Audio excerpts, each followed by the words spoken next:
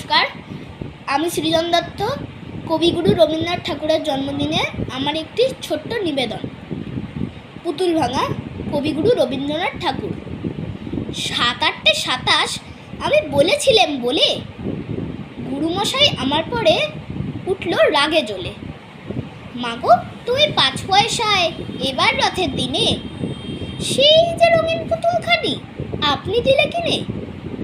খাতার নিচে ছিল ঢাকা, দেখালে এক ছেলে। গুরুমশাই রেগে মেগে ভেঙে দিলেন ফেলে। বললেন তোর দিনরাত্রির কেবল যত খেলা, একটুও তোর মন বসে না পড়াশোনার বেলা। মাগো আমি জানাই কাকে, ওর কি গুরু আছে? আমি যদি নালিশ করি এক্ষুনি তার কাছে।